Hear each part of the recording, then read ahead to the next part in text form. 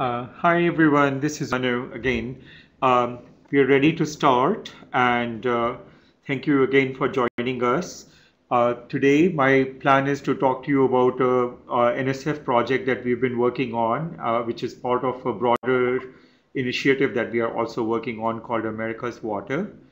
And so I'll talk to you about how we are thinking about the problems. And this is essentially the kind of talk where you're presented some information and then we are looking for engagement rather than trying to give you a whole bunch of results because we are fairly early in our project in many ways. So getting started here, let's see, does it change? There we go. Okay, so the way we have got our project framed is that we have some macro level questions and some objectives I'll relate to you. First of all, we wanted to look at water from a national perspective, recognizing that most people actually are looking from a state or a state or a somewhat local perspective, given that that's often considered the nature of a water management issue. And the reason we are taking that particular perspective is that we are interested in sustainable development and with water as a key resource. And in that frame, from an investment point of view, whether it's a public investment or a private investment, looking at the comparative opportunities presented by different spatial locations and spatial scales becomes of interest. So that's the macro level framing of what we are trying to do. It's not exactly what should be the national water policy, but really exploring from a water, energy, food, climate perspective what the opportunities and risks might be. The first element in that is looking at climate, and the question that we are focusing on is how should one today, when people talk about climate change, think of climate looking at both at urban scale and at a national scale, and how we can look at managing the risks posed by climate, not necessarily only due to climate change, but also due to organized climate variability at scale. So that's one of the first things. The second is that we recognize that the major uses of water in our country and elsewhere are for agriculture or growing food in a traditional set, and also for producing thermoelectric energy. One is consumption and one is diversion, as most of you know. And the question is, how does availability of water in different ways, both from a physical and a legal and economic perspective, likely constrain our ability to indulge in those activities and other economic activities. So that's where we are. And then formally, our project objectives are twofold. One is to look backwards and assess how variations in climate, energy development, and national economics, as well as global economics over the 20th century, influence changes in water development and how it was valued. You know, what were the things that allowed water to create value for the economy, not necessarily pure the price or the monetary value. And the second thing is that once we have some understanding of those issues, we are looking at an interactive modeling environment for envisioning the future of water in a spatially distributed sense, both from a supply and demand perspective. And the framing here is an investment framing again. So if you recognize that we have a growing economy and possibly a growing population, then what are issues in putting new types of water and energy infrastructure, and where do you want to grow which crops relative to what we expect in terms of climate, energy, and economic scenarios. And we recognize that the water rights, the legal structure, or the way we allocate water and how we think about ecological needs is a big parametric role on this, and how should we approach that as well. So it's an exploratory project rather than a prescriptive project, which comes back and says, here is the optimal solution. So first, let me give you some of a report that most of you may be familiar with on the state of the nation's water. Originally, I thought I would retrace the 19th, 20th, and perhaps even the 18th century in terms of the history of water in the United States, but I decided to not quite do that. The main thing I will say on that is it is a very intimate history of the development of the United States. And this picture shows you something that in grades are taught, which is that except for four states in the United States, all the other states have at least one border that corresponds to a river.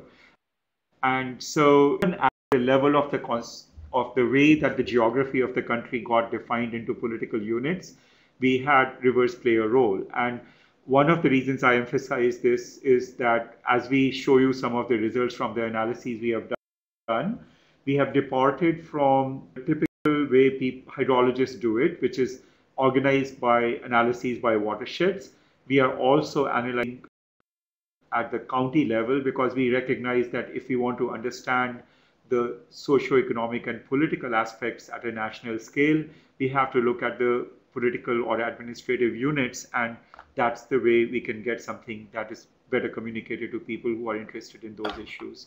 So the first thing I'm showing you in this is some work that we've been doing over the last few years, and the paper is finally appearing. And this has been focused on trying to assess water stress in the country, accounting for within-year variability and over-year variability in water supply on a county-by-county level. And here we put a qualitative sort of view on it, but basically where you see deep reds, the rate of water usage in those counties integrated over the crop areas that are represented in the most recent census, the industrial use and the population uses as reported in the USGS censuses, as compared to daily variations in precipitation in terms of accumulative deficits, the way this is computed. So some of it is pretty consistent with what you see in other people's maps, which is essentially the deep reds that you see in California and the Midwest. Those represent rates of draft of water in excess of average annual renewable supply. And then the other colors represent different degrees of cumulative storage needed to meet diurnal demands over a county averaging area. So that's the main interesting thing that is a departure from most things, that is that if you come out to the East Coast, for instance, where most people think that we have ample water, wherever you see cities, there's an overdraft. And most people don't seem to realize that. But for example, with New York, we actually draw on an extended area out of the city of New York or the county of New York. And that way we don't have stress. But if you do the analysis at the county level using renewable supplies only for New York County, you then realize very quickly that there's an external dependence. So the dependence, excessive dependence beyond renewable supply can be due to either an import into that county, or it could be due to groundwater overdrafts. And so that's what I want to flag here. So to put this a bit in a climate perspective, because as I said, that analysis was done using daily rainfall and temperature data over the last century. Here is a graphic from the Surf Blue, which is a news organization, where they try to show you how the climate in the country has varied. And again, many of you have seen perhaps takes on this. And the key thing is that we don't have a uniform trend over the last century. We have a pronounced trend, which is geographically defined as plus or minus in precipitation and is relatively uniform for temperature over the country. So these things people have seen now because it's been pointed out quite frequently.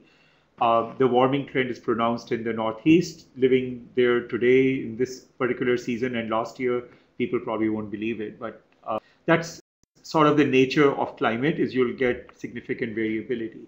So one of the things we did with our map was that we computed the cumulative deficits between supply and demand accumulated on a daily basis over the entire 20th century record, and we then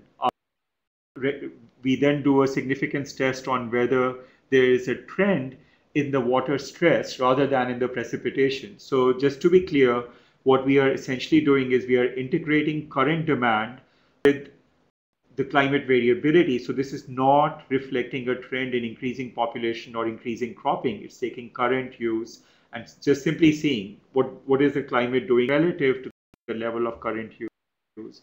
So green suggests that we have a decrease in stress, red suggests we have an increase in stress, and those are significant at a 5% level from a Mann-Kendall test, and white indicate that there is not a significant trend. Essentially, what we see is something consistent with the trends in the precipitation graphics, but not nearly as extreme as what one would expect with the droughts that we have seen in California and the Southwest today for the red trend. And that's partly because we've had periods of severe droughts in the past, and so you don't get a statistically significant trend on this particular measure on that basis. So this is the trend story. And then other look at climate is, if we look at precipitation, and in this particular graphic we are looking at December through March precipitation, the winter season, but the same could be done with other seasons, is how much of the variance of precipitation in that season is explained by organized interannual variability, for example, due to the El Nino Southern Oscillation, how much of it is related to decadal variability, for example, related to the North Atlantic or Pacific decadal oscillations, and how much is it related to trends, secular trends over the entire century. So that's what this graphic is showing you, starting from the top left interannual, top right decadal, bottom left trend, and then at a particular grid point, an example of the magnitudes associated between the decadal trend, decadal variation and the trend. And what you recognize from this is that effectively we have a modest trend in this particular time series, but the organized decadal variability is significantly greater. And if we were to look at the interannual variability in an organized sense for a time period less than a decade, moving window, that would be even larger. So that explains why historically water resource engineers have built dams so that they can smooth out this variability. But typically we have the ability to deal with 2 or 3 years, and why when reservoirs in the west or reservoirs in the east, southeast, for example, start going dry, people panic, even though many times it's actually a design event. The issue is that if we actually think more as users rather than as suppliers of water, for agriculturalists, for energy users, and for others, having a decade which is very dry, followed by a decade that is very wet, for instance, that can be quite disruptive for their economics, and that whether or not they have a lawyer that can mediate some of that. So that's taking a user perspective. We feel that it is important to start looking at these sort of features and thinking about kind of transactions might take place or might be useful to buffer this kind of variability. So in terms of buffering this kind of climate variability, typically, as I said, we build dams. Now we have increasing water use, as you might expect, to a certain extent, simply related to economic activity. But what we have is constant or declining surface water storage, and that's where most of the renewable water flux is. So our buffering capacity is at best constant and more likely decreasing over time. So as a result of that, on the bottom left, you see that the rate of groundwater extraction across the country has been going up, and the darker red colors show that the groundwater extraction there is especially high. That, of course, translates into depleting groundwater on the bottom right. This is work done by Tess Russo, who's now a professor at Penn State. And essentially, what we start seeing is areas where in deep aquifers, this is based on groundwater well data for depths greater than 30 meters. And we have not made an attempt to smooth it because we just wanted to see the raw data and see how it looks distributed across the country.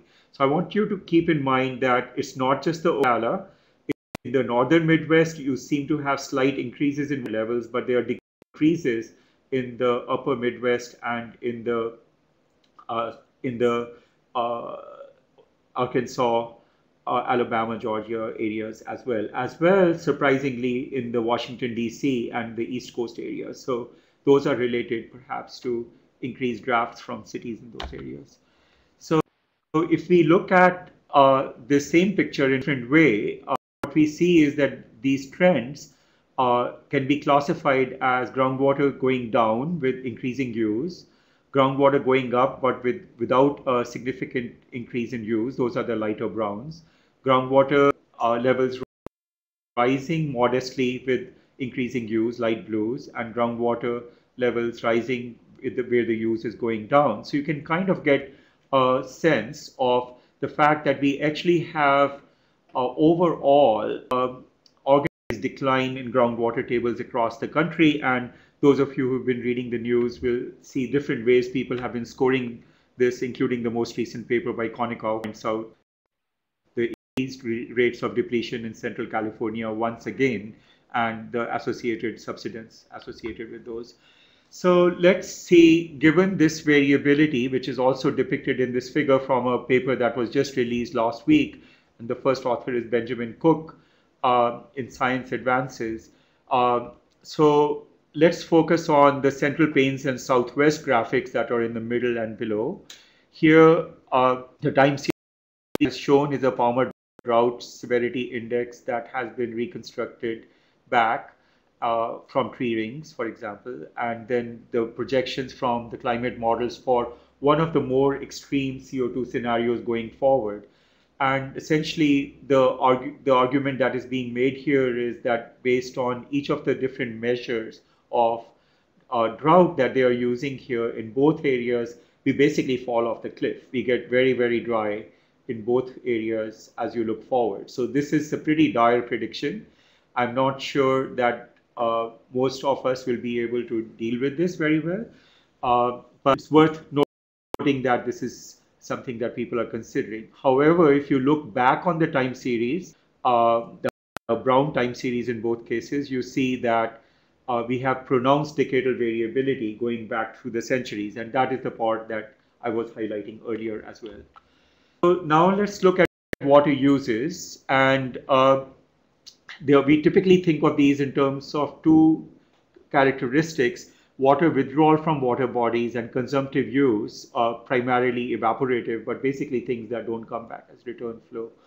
So what we see from that picture is that we have thermoelectric, basically cooling water requirements, and agriculture about even. The next largest use is municipal or municipal use, and industrial, and then mining. But if we look at consumption, agriculture trumps almost everything else fairly significantly. And the others, the municipal is still somewhat important, but agriculture emerges, as you would expect, as the biggest user. Then if we look at the USGS data from the most recent report in terms of the distribution of the withdrawals of water, they report this at the state level, and the states have different areas. So that's a little bit hard to get since we are dealing with political units. We see that California, Texas dominate, and you'll see in a future slide that Nebraska in terms of agriculture also dominates. Now, the interesting thing in this graphic that most people point out is actually on the bottom right, and what that shows you is that our total withdrawals have essentially been stagnant or declining since 1980, despite the fact that, as you see in the top right, our population has continued to go up. This is true at a national level. This is true at city levels for cities such as New York, Washington, D.C., and others. However, most people who make projections forward will invariably show increasing demands and increasing consumption going forward, which, of course, coupled with the climate scenarios I just showed you, simply aggravates any way of thinking about it. So if we look at agriculture, which we established as dominant, this is an animation from 1953 to now, and you will see that the cropped area and the total agricultural production changes fairly dramatically over that time period. And it changes not only over that entire time period, but also changing year to year, going up and down in the core areas, especially where there is a large amount of agriculture going on. So that suggests that either that reflects a response to climate, or beyond that we have to work with in terms of market activity. So if we look at area planted for each crop, that's what's shown here in both ways. So let's just focus on this one. So corn has gone up dramatically overall in the country. Cotton, hay, modest increases or flat. Soybeans, dramatic increases. Wheat has gone up and down. Sorghum, which is a drylands crop, has actually gone down substantially. And if you see the geographic picture, it's on the side. And here's where most of the irrigation is happening, and in terms of distribution associated with it. So it's interesting that we have quite a bit of variety. And one of the questions that is natural to ask is that as climate changes, whether it is secular change over the 21st century or decadal changes, given that each of these crops has different climate factors and different irrigation requirements, does it make sense to think about what would be the optimal allocation of crops spatially? And this is something we are working on for the US and have already done in the context of India. So, and in the Indian case, we found that you could actually eliminate groundwater depletion completely simply by spatial optimization of which crop is grown where. So if we look at how our water stress has changed, accounting for the different cropping areas historically, um, that's demonstrated in this animation of the water stress. So now we are no longer using the 2010 demands, we are using the demands as they occurred. And what you see is that as we moved into the 1980s, the upper Midwest really emerges as increasing water stress. And this is predominantly related to changes in the agricultural practices, because as you may remember from the earlier graphic, the precipitation has actually gone up in that area, not down. Now, if we come to energy uses, which were the second biggest uses, this is a graphic from Vince Tidwell, who gave the talk last week or 2 weeks ago. And what we see is that, as you might expect, where water is perceived to be more abundant, which is in the east, you have once-through cooling, and where you're in the west and the arid regions, it's recirculating cooling. But as you may remember from Vince's talk, if you were there, the consumptive use associated with recirculating systems can be comparable to or higher than once-through cooling, even though the diversion is substantially smaller. So that gives you the second major use of water as a pattern. The third thing I wanted to highlight, which many people don't think of, is that actually much of the trade and economic development of large parts of the country, especially in the middle and the east, were actually based on the navigation function associated with the rivers and the waterways. And the total economic value associated with the goods that are shipped and the employment created by the shipping industry associated with this is actually quite phenomenal. Now, the interesting thing about that is that one can think about the ability to keep those waterways open during floods and droughts being either synergistic with environmental goals, for example, ecological flows, or in competition with them. And I have not seen those two communities basically get together on that issue. Now, it could also be that from an ecological point of view, the risk of spills, for example, from barges that are carrying coal or oil, could be quite an issue for the environmental groups. But it is interesting that this is an area of water use that are not explicitly respected in terms of the economic value that it delivers in most analyses that people point out.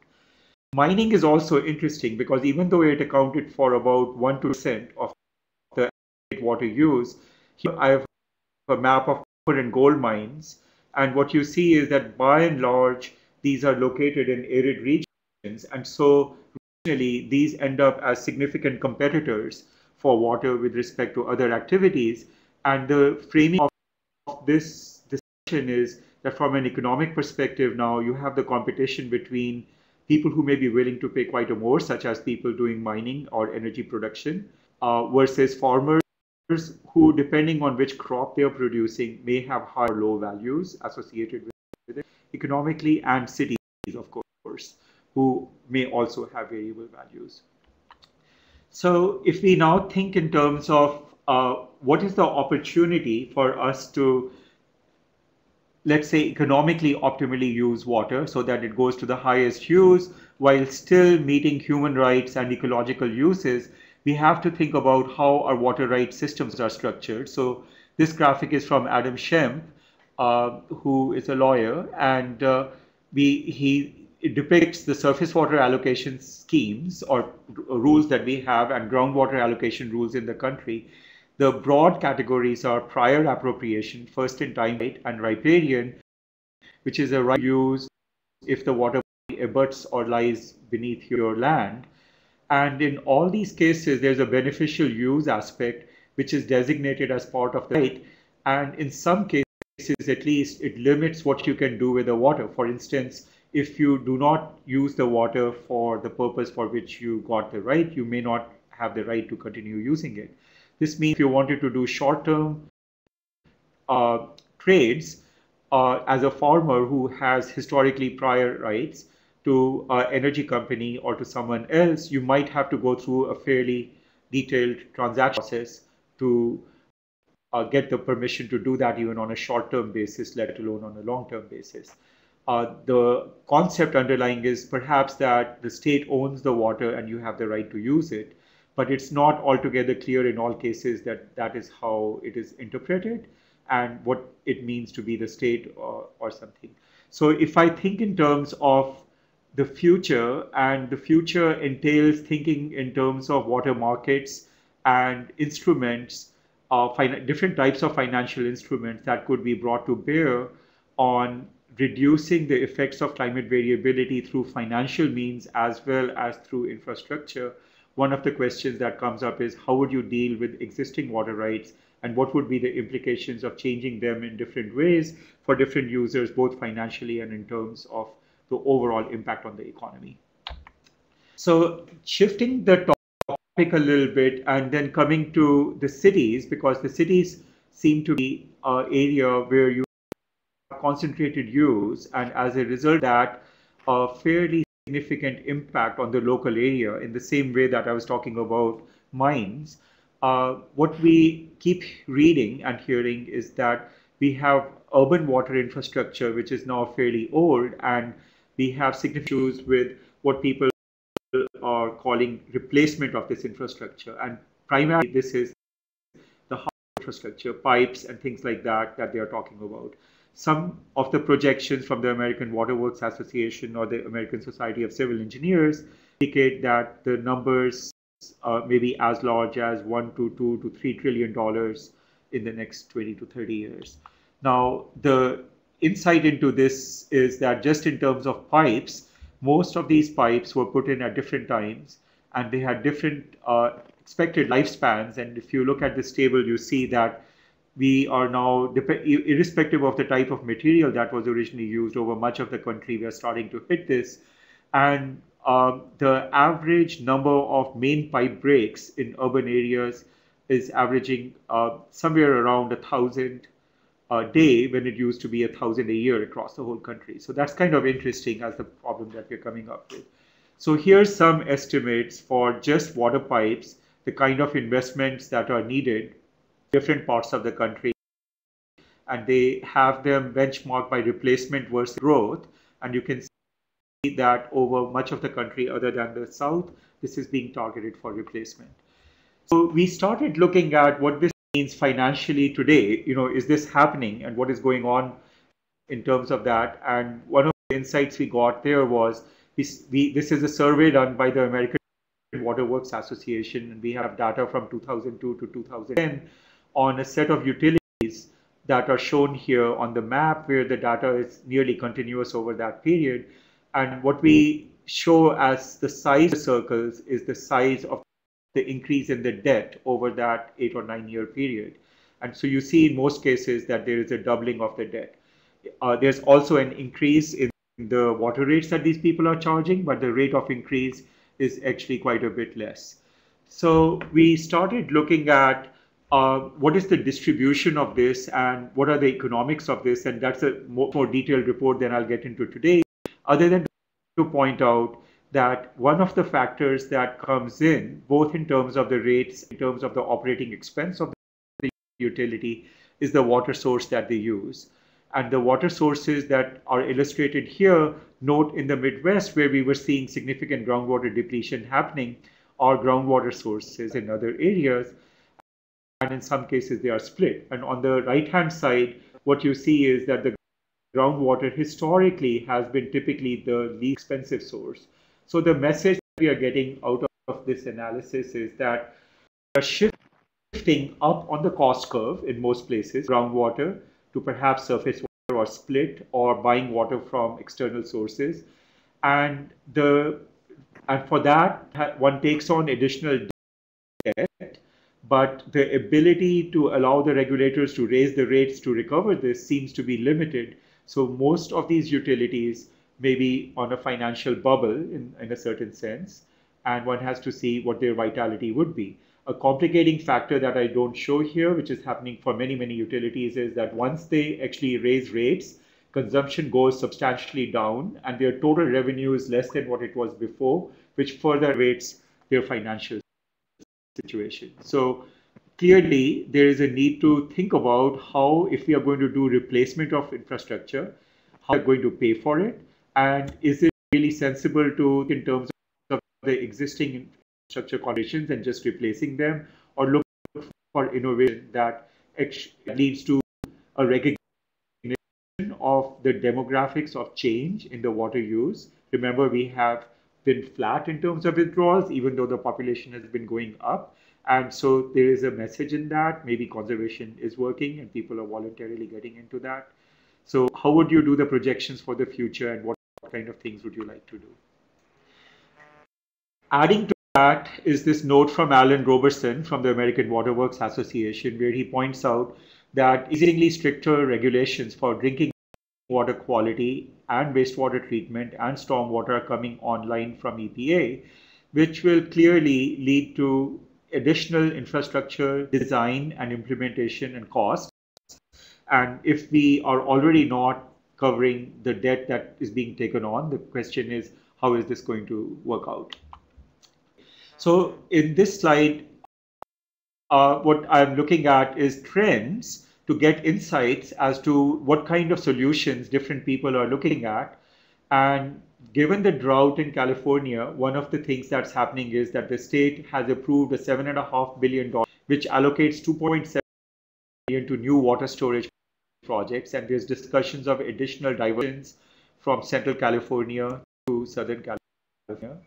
At the same time, the Los Angeles Department of Water and Power is trying to do a much more intensive effort to capture stormwater or rain that falls on Los Angeles and use that as a source. And Orange County has been spending a fair amount on trying to improve recycling in the water. So at urban level, where we have seen quite a bit of stress, there are a multitude of different options people are talking about, some which are emphasizing local solutions and some which are still trying to perpetuate the kind of engineering solutions that we have had in the past. On agriculture, as people have seen increased variability in climate and as they have seen increased pressure coming from environmental groups and the EPA, there's been an effort to improve water use efficiency, and that is reported by the USDA. The other example is some areas which have been overall economically deprived in the previous decade are actually thinking in like Ohio Valley, Cincinnati, and so forth. They are awash in water. They have no shortage of water. They are actually using water as a resource to stimulate economic growth.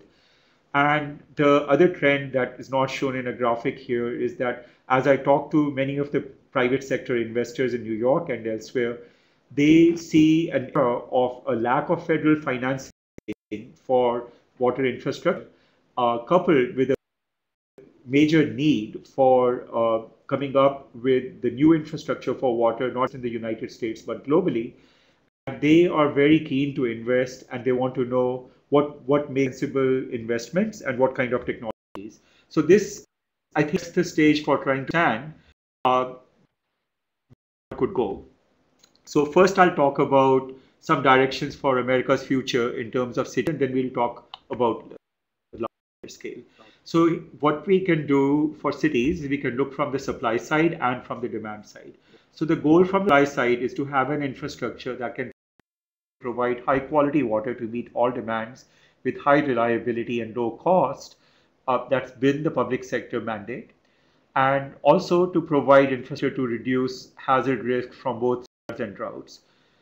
And the question that many people are asking is that do we really need large centralized infrastructure for urban use, or is it possible to do so-called green engineering to reduce stormwater impacts and also improve drinking water access and wastewater treatment? The demand side questions are how can users improve their water use? And you may have noticed that most manufacturers of washing machines and such now actively advertise that their products are better in that regard, and so there's a conscious movement in that direction that's being embraced by people.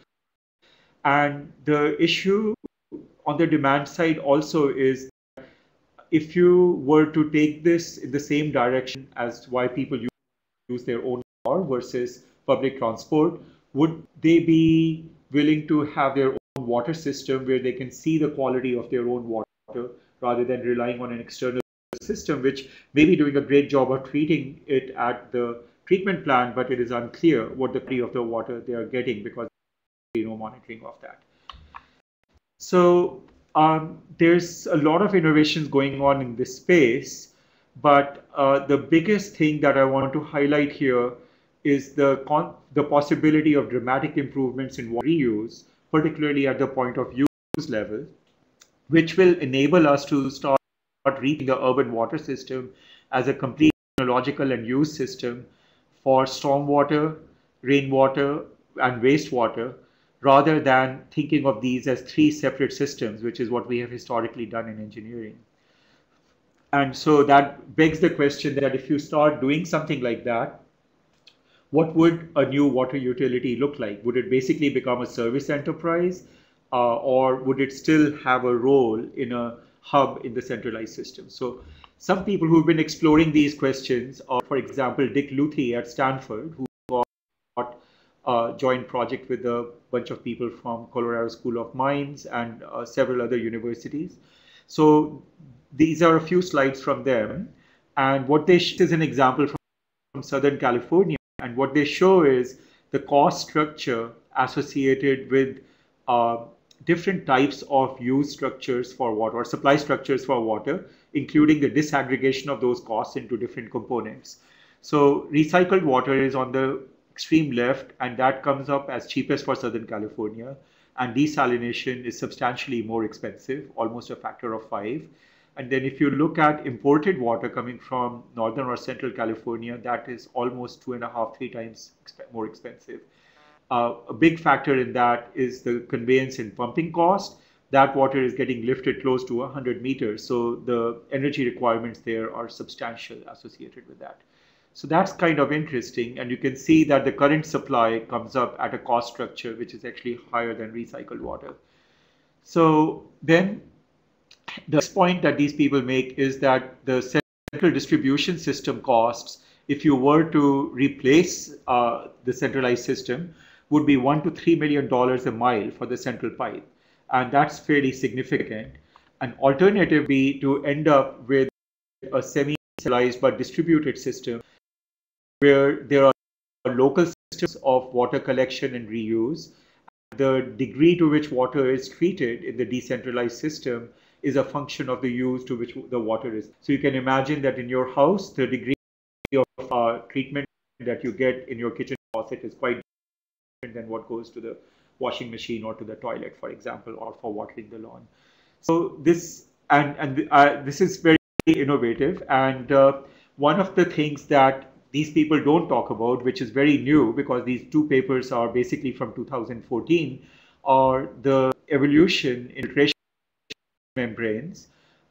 There are two landmark papers here, one from Andre Heim and another one from a team at MIT, where they have developed graphene oxide membranes where the hydraulic conductivity of the membrane and for the hydroxylated membrane is about 100 to 1,000 times higher than the current reverse osmosis membranes, even the best ones of those. There's also similar work using zeolite. So the neat thing about this is that the energy requirements to now pass basically a water molecule through the filter are negligible compared to the current techniques, and the filtration is at the molecular level. So even other things will, for example, chlorine will not go through this. So this opens up the possibility of a radically different design for point of view systems and also even in larger scale systems. So that sounds good. Is anybody doing these kind of things? Here's an example from Namibia, which now gets about half of their supply from reuse systems, started in 1968. Big Spring, Texas, there's this nice lady drinking her toilet. Uh, and there are systems that are now available that you can get at the building or community scale. There's examples in New York in many of the buildings. And the key questions that come up are, what are the configurations of such systems? What's the right scale to do it? What's the business model for successful finance and adoption? What's the macro level impact of water utilities? Most likely they don't like it because they lose revenue and they still have a large system with large fixed costs that they can't cover. What's the public acceptance of something like this? What do you have to separate the toilet water before you treat it, etc.?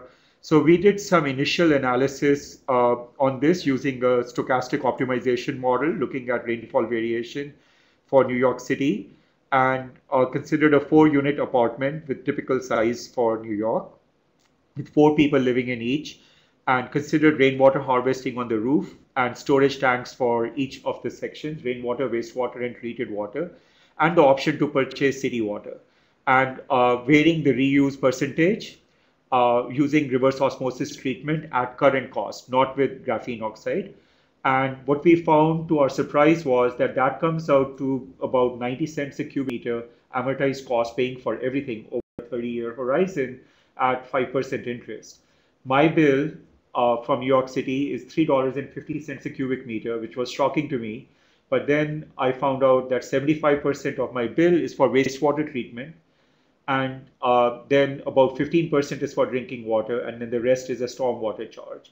So here, effectively, what is happening is that I'm capturing the stormwater, I'm treating it and using it, and I'm capturing my wastewater and treating it and using it. So if one were to actually put this proposition before the city, I would almost argue that I should be getting credits for not contributing stormwater and wastewater to their system, which would further reduce the cost. Obviously, I'm not going to do that, but the point to make here is that the possibility from an economic point of view, it is possible that we actually have a game to play here. Now, let's look at the larger scale overall in terms of all the competing uses rather than the cities. And here I'm primarily thinking in terms of managing climate risk, recognizing that we have high value uses or uses with different economic values that go on in different places, and there may be some opportunities to do something across them. So to start with, I wanted to use this quote from Adam Smith, where he says that nothing is more useful than water, but you can hardly buy anything with it. Scarce anything can be had in exchange for it. On the other hand, a diamond is basically useless, but you can buy a lot of things with it. It's kind of interesting because there's quite a bit of work on the value of water from an economic perspective, and people struggle to do that, and then they come back and say, well, until we have a price on water, we will never realize that. And I am not quite sure I agree with that, because many people fight for water and are quite passionate about arguing for their right to have it, which implicitly does place a value on it. And this is why changing a water rights system might actually be quite difficult. Okay, so let's look at how one could think about the different aspects of economic value derived per unit water. We know that it varies by location and by time. In a drought, it's more. In a place where there's more competition, it is more.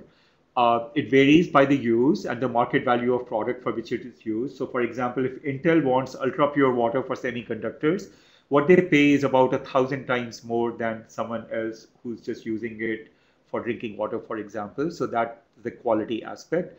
The economic value of water, I would argue, typically has very little relationship to the actual price being charged for water, or the cost of treated and delivered water, because both of those are much lower than the value generated by using that water for making the product, whether it is agriculture or industry.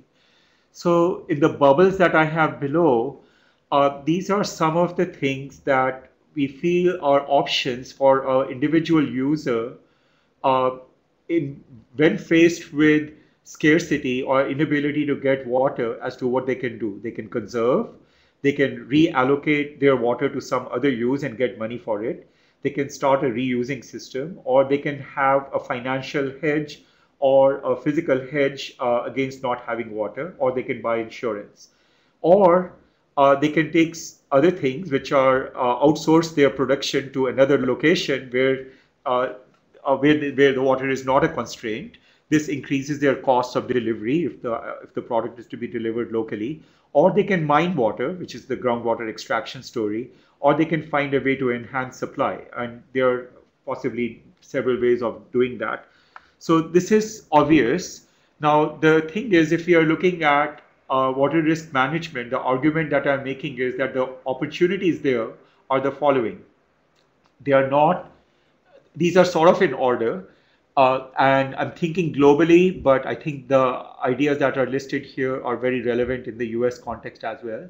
The first is improving water use efficiency in production processes. This is precision agriculture, but also crop selection. So the idea for the crop selection is it's a spatial optimization. You have a goal to produce a certain number of crops, a total tonnage across the whole country. And the question is, where do you allocate which crop? So that's the idea there. Similarly, in energy, industrial, and domestic use, there's the opportunity for pretty significant increases. Now, I say this because this is sort of a low-hanging fruit. In the work we have done in India and in other countries, we found that the costs associated with improving water use efficiency in each of these sectors were significantly lower than any of the other instruments that you could bring to bear. So purely from a cost curve selection point of view, these things come first. The second is that we need to have trading mechanisms that allow water transfers across sectors and sources. So we have very different structures for water rights for surface and groundwater. And yet, as academicians, we've been publishing papers on conjunctive use of surface and groundwater for 50 years.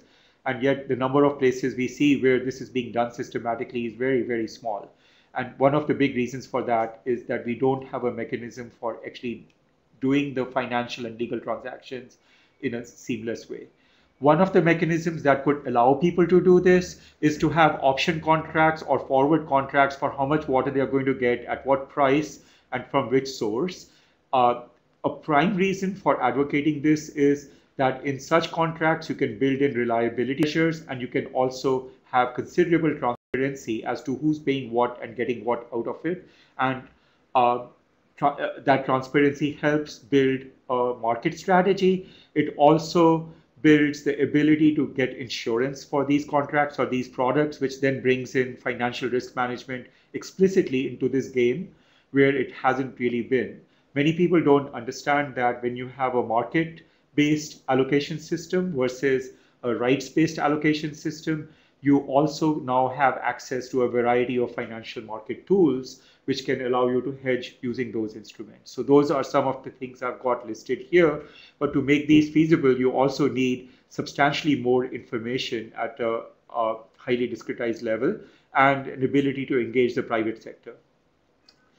Last two things that I've got there are investments in reuse and storage systems. So this is augmenting supply, and I would include aquifer recharge in this, and also innovation in point of use and distributed water systems that I've already talked about.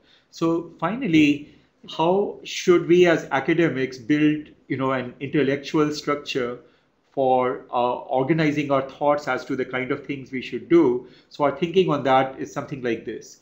So in the brown colored boxes or circles are things that I consider as drivers that we have to understand and model. So for example, climate stress and environmental factors in a spatially specific way, those emerge as pressures for water rights reform and people asking for new infrastructure. Similarly, water quality criteria coming from the EPA and the ability to access public and private sector financing will determine whether or not and what type of new infrastructure gets built. So once we have a movement towards water rights reform and new infrastructure, that sets up the possibility where we now can look at price signals that come because costs have gone up and people now are trying to recover them. And those price signals in a non-market mechanism will be available from people, someone setting the price. In a market mechanism, they'll be evident from the trading structures. Those two things taken together also pass a signal back to the private sector financing in particular, so that those people know whether or not this is a valuable investment for them. But further, these stimulate reallocation to higher value use, and they stimulate conservation and efficiency measures as people see what the structures are. And then once you start seeing reallocation and you have forecasting systems for climate, water, for market activities related to where water is getting used, whether it is waterways and shipping or mining or energy or agriculture, then the insurance and derivatives markets and can play. Now, all this is parametric, of course, on some regulating all this, and exchanges of water quantity and quality have to be regulated. The financial people who play in this have to be regulated so they don't screw things up. So if you look at this structure, we have climate people informing us, we have economists, we have hydrologists, and we have legal people. And I, my view, this is the paradigm which in the 21st century we should start looking at how we think about water resource systems analysis and water management as compared to our traditional largely public review that was promulgated by the Harvard Water Program. Nothing wrong with that, but I think we are at a time of change, and we should find ways to take advantage of it in terms of seeing what kind of knowledge providers we can be, and in the process of doing that, what kind of high value jobs we can create for you. Last slide. We are very keen to hear from you. We would love to see what data sources you guys can help us pull together in this sort of an enterprise, what your ideas are on modeling in a systems dynamic context at a national scale while representing local processes. In our work, we are taking a unique approach where we are modeling at the watershed level simultaneously with county levels and trying to think of ways to do this intelligently in a new modeling construct that we have not seen from others. We would love to get your feedback on the ideas. Is what I've talked about purely nutty, or you think that there are aspects that are interesting? If some of you are interested in doing a webinar in the series, that would be much appreciated. And I'm advertising that on March 12, we are doing an event at Columbia where we are trying to develop an industry university partnership to move these ideas forward. It's completely open. There's a panel session in the morning and a lunch event, which Carl Ganter from the Circle of Blue will talk about Choke Point USA, the work they are doing. And you're most welcome to join us. With that, I'll stop and see your questions.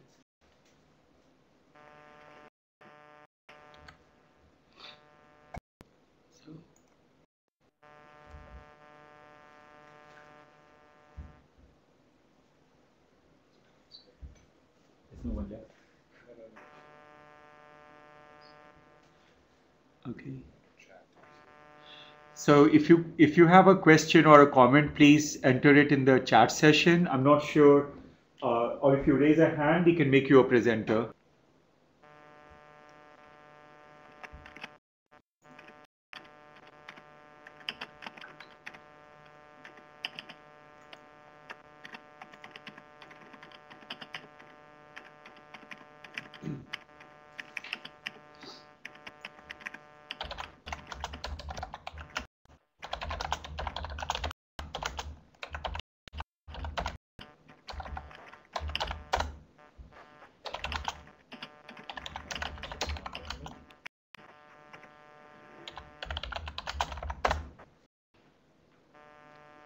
Is anybody raising their hand? So you scan down here. Okay.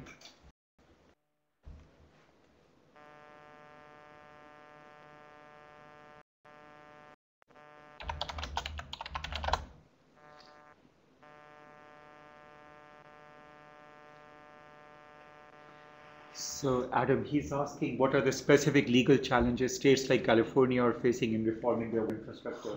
You want to take that? Narayanan, I'm going to pass your question to Adam Shemp, who's here and can actually answer it better than I can.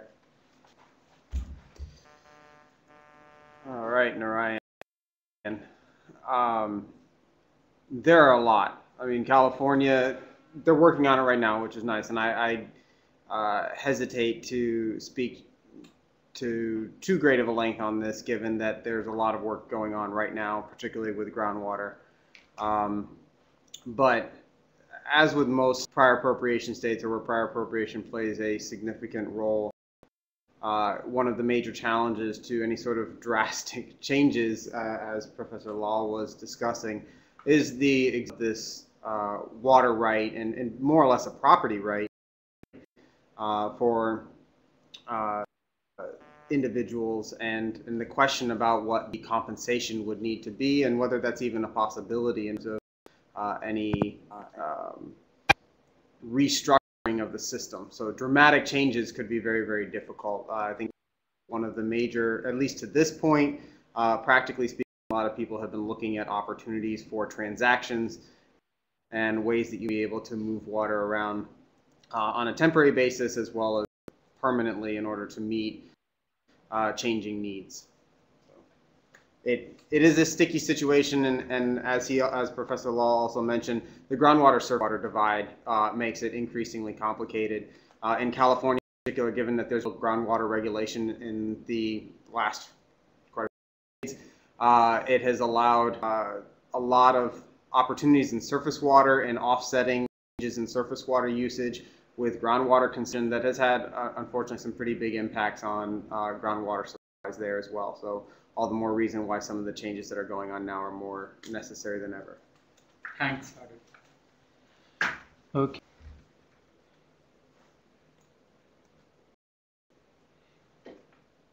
Let's see. Okay, Aditi. So Aditi says, you spoke about management of rainwater, stormwater, and wastewater together as an urban system. Is groundwater being considered as a potential part? Yes. Yeah. Oh, of course. So the thing, that's interesting about these is that if I am a city and I develop groundwater, that is one of my lowest cost sources.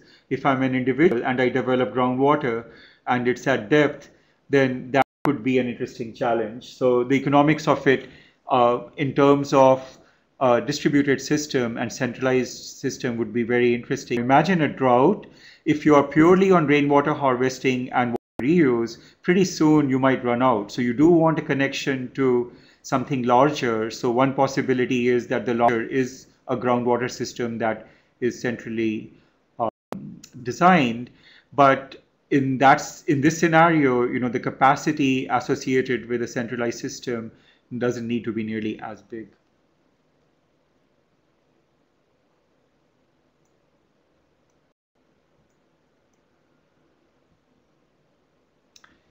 Another one for you. So she says, is groundwater regulation in California likely in the near future? Yes.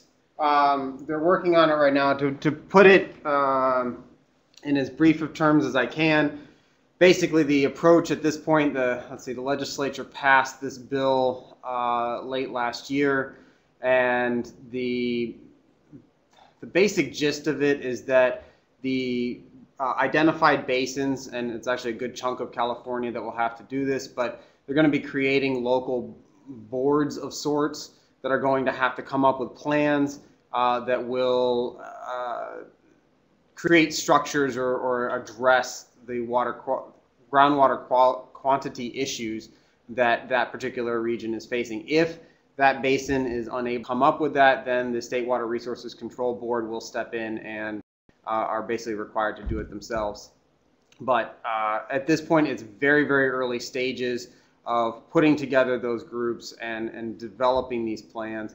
But yes, the ball is rolling. Thanks, Adam. Oh, and she said, what has to happen to put metering in place? Not a whole lot. large number of the places are metered already. I don't think there's no obstacle to that really.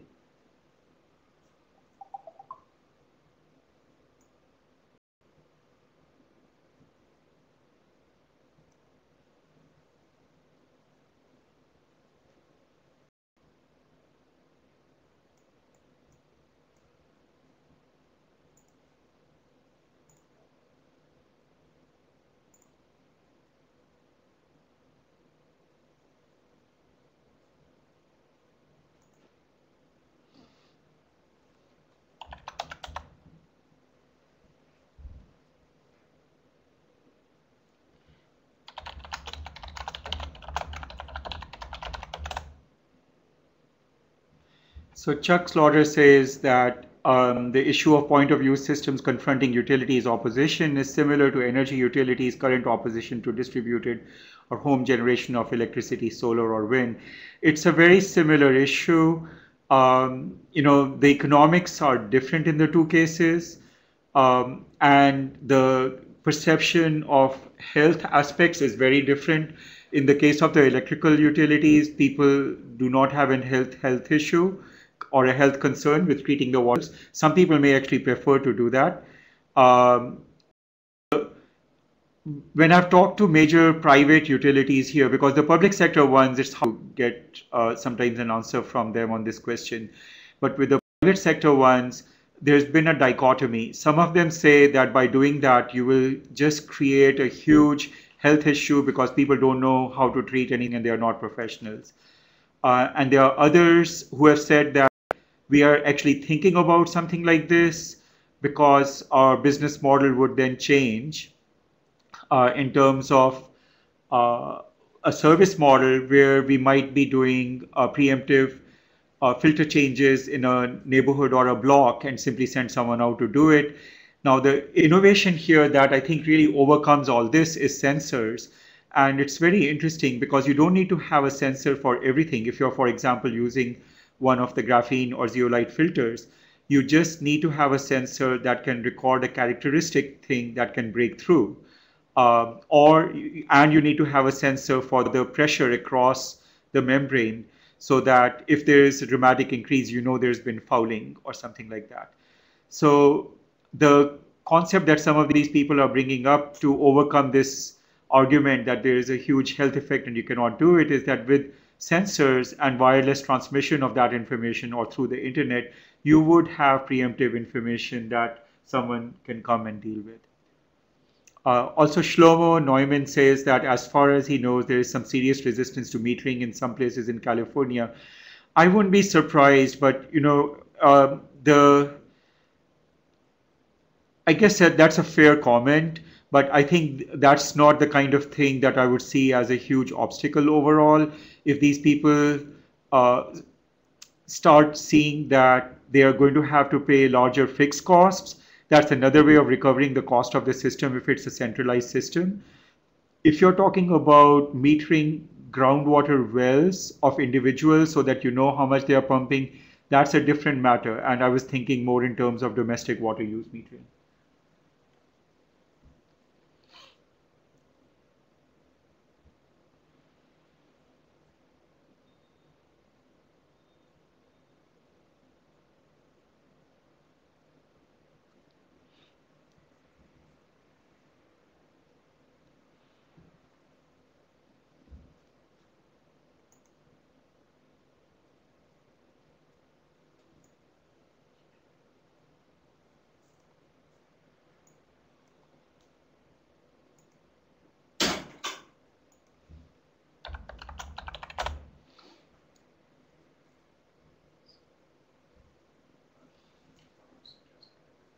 Yeah. Terry still typing. Okay, I think we actually have run out of our 1 hour block. So I would like to thank everyone who joined and has stayed this far. Really appreciate it. And please feel free to send me an email with any thoughts you have, and especially if you would like to join us in thinking about how to approach these problems, that would be very exciting for us.